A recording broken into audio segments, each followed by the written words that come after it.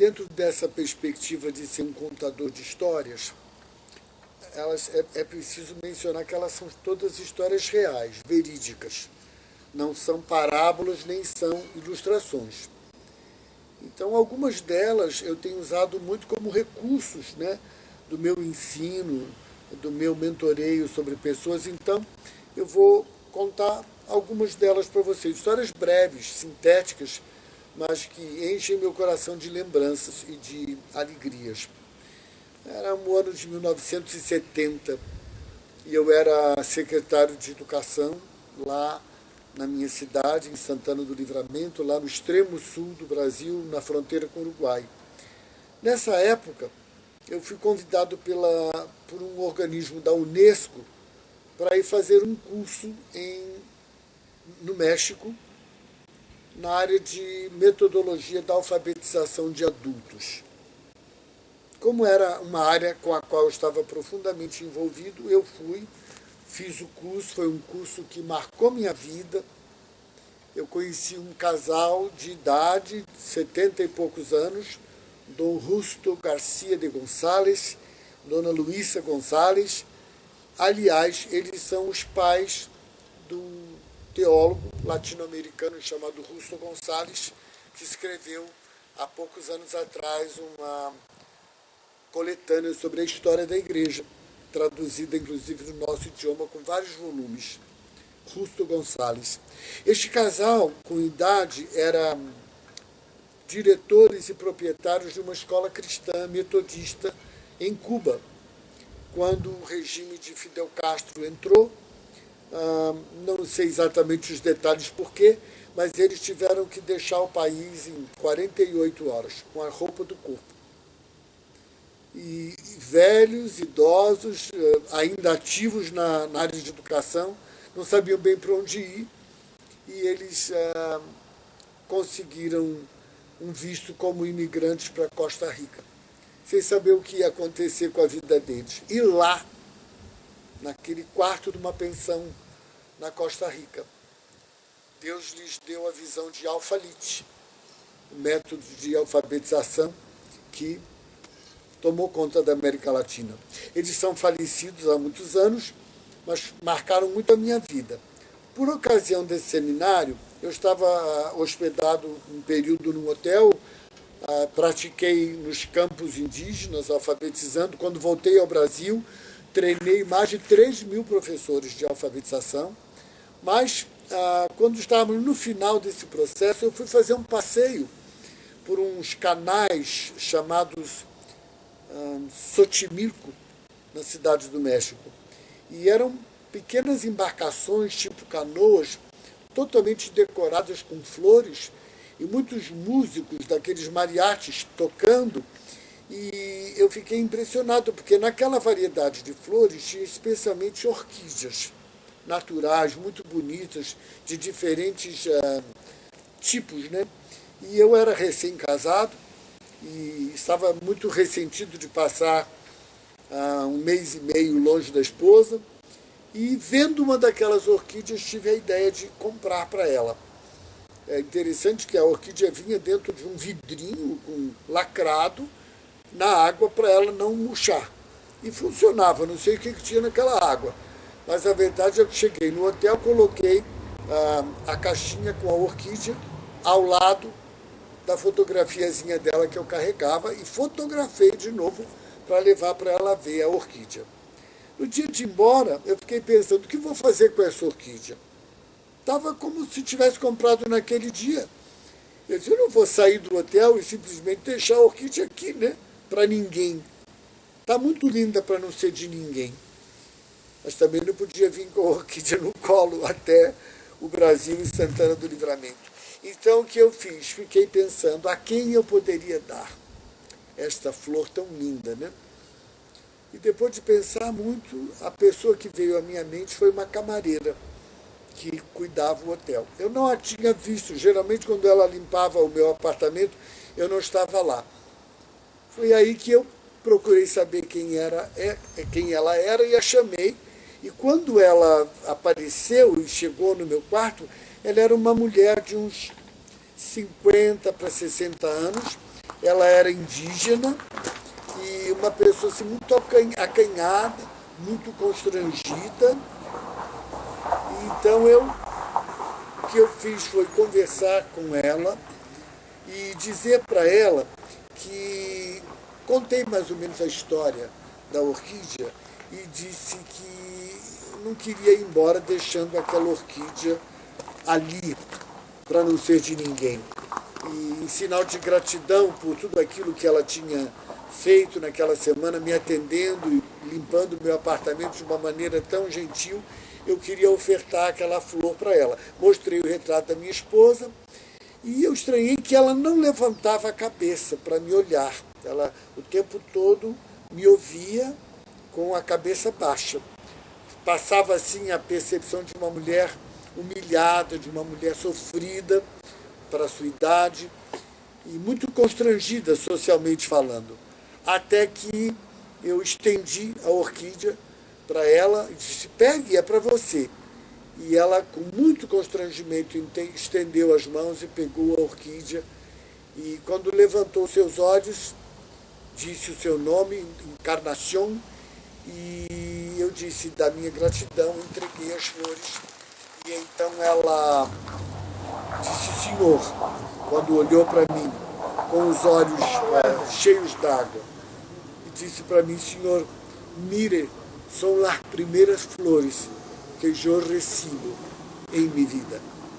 E então, essa foi uma expressão que me marcou muito, escutar uma mulher daquela idade dizer, senhor, essas são as primeiras flores que eu recebo na minha vida.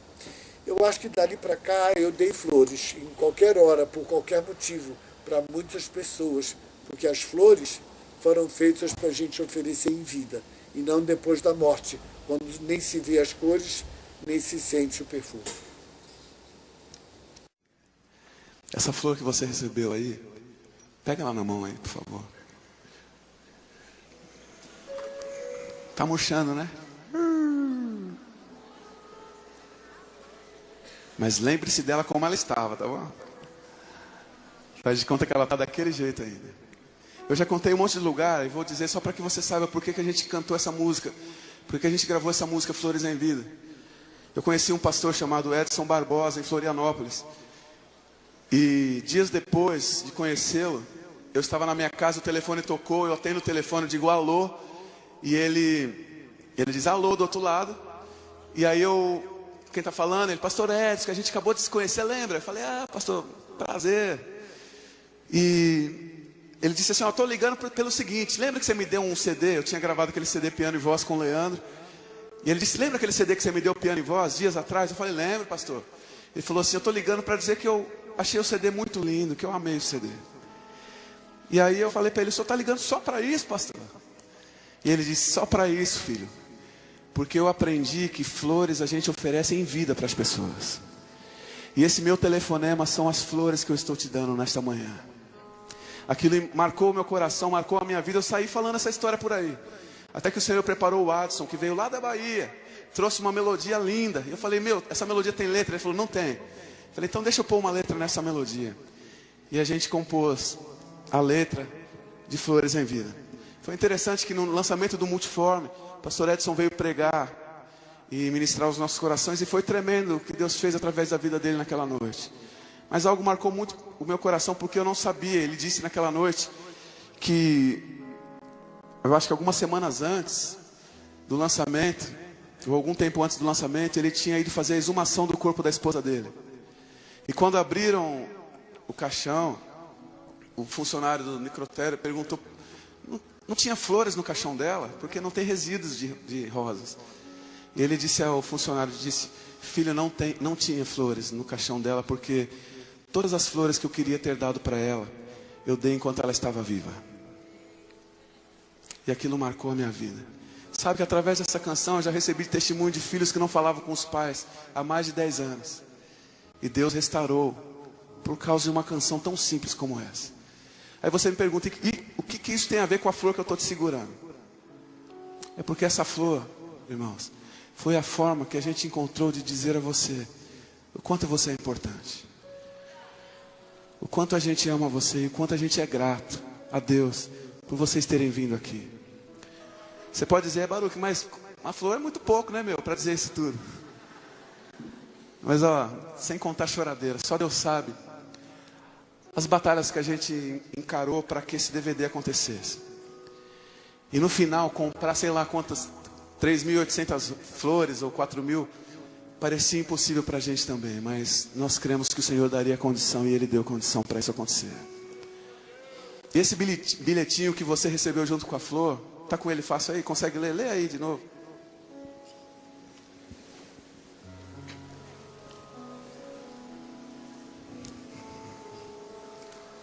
Então, é alguém te dando um encorajamento, é alguém falando uma coisa boa, ou tem alguma coisa ruim aí? Tem alguma exortação aí? Se bem que exortação não é coisa ruim também, né? Exortação também é bom. Mas, só para dizer a vocês, quem escreveu, as pessoas que escreveram esses bilhetinhos são meninos e meninas que são atendidos por esta fundação, por esta ONG que está aí. Como chama? Mangalô. Essa galera que escreveu esse bilhetinho para vocês são atendidos por essa ONG, a Mangalô, que tem assistido a muitos projetos sociais. Com isso eles formam músicos, dão aula de educação artística e de tantas outras coisas para crianças e adolescentes e para adultos também. Eles têm feito esse trabalho. Por que eu fui buscar dessas crianças para oferecer essa frase a vocês? Porque eu queria que você entendesse que não é preciso ter muito para abençoar alguém. Essas crianças, esses adolescentes têm muito menos condição do que talvez a maioria de nós aqui.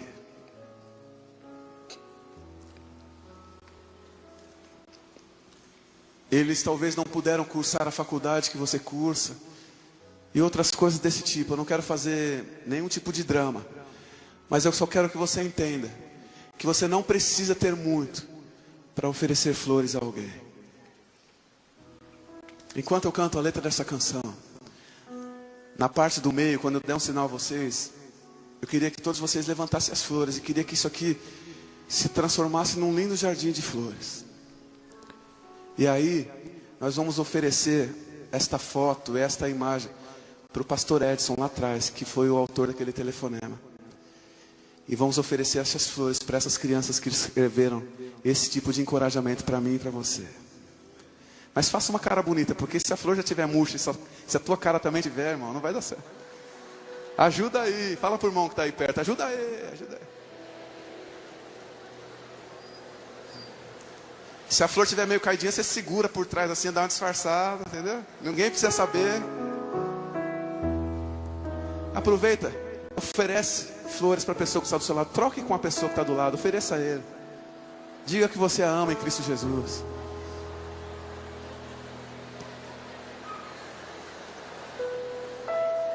Mas diga que ama, mas com convicção para ele acreditar no que você está dizendo.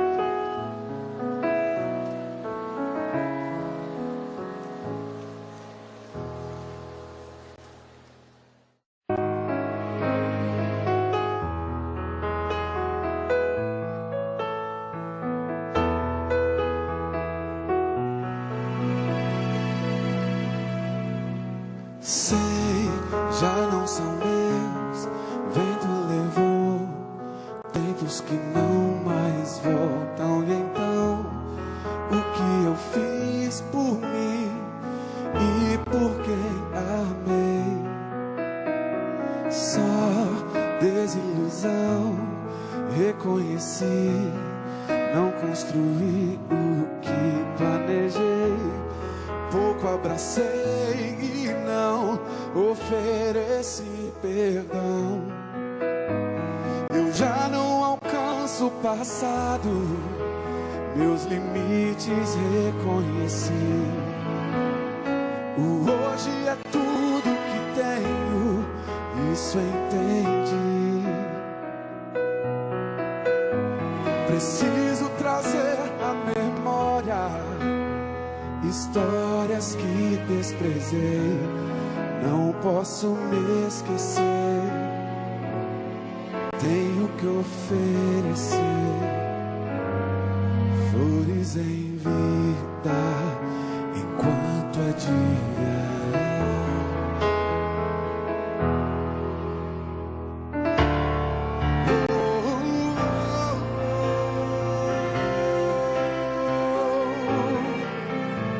Sei, já não são meus, vento levou tempos que não mais voltam. E então, o que eu fiz por mim e por quem amei, só desilusão. Reconheci, não construí o que planejei, pouco abracei e não ofereci perdão. Eu já não alcanço o passado, meus limites reconheci. O hoje é tudo que tenho, isso aprendi. Preciso trazer a memória semblantes que abandonei. Não posso me esquecer, tenho que oferecer flores em vida enquanto é dia.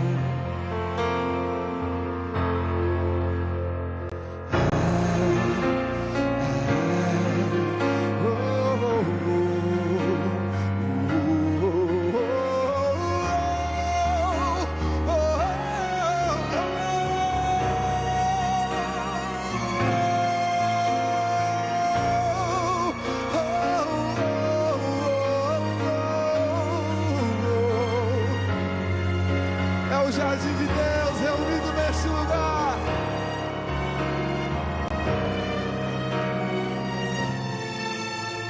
Eu já não alcanço o passado, meus limites reconheci.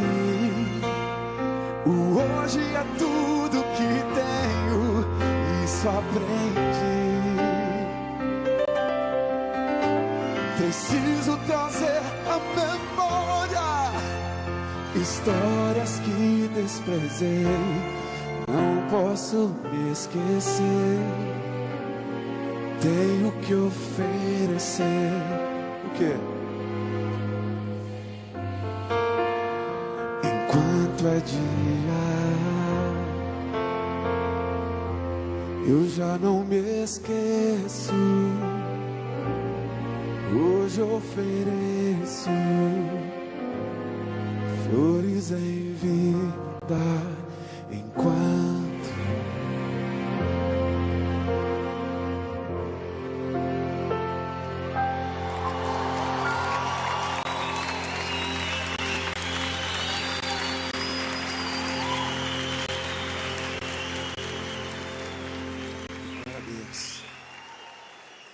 Leva para casa, tá, irmãos?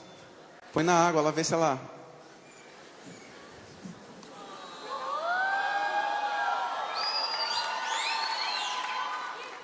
Uma pacada, né?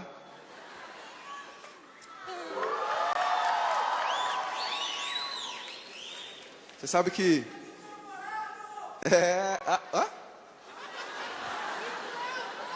Você sabe que... Uma vez eu cantei essa canção fazendo isso, né? E ninguém entendeu. E é quase isso, bem me quer, mal me quer. Mas quase ninguém entendeu. E eu, no final eu disse... Não espere que a tua vida seja uma flor como essa, para você entregar para Jesus. Entregue-se como você está, da maneira em que você se encontra, em nome de Jesus. Ele ama você. Ele te ama. Qualquer lugar onde você estiver nos assistindo, saiba que Jesus ama a sua vida. Em nome de Jesus.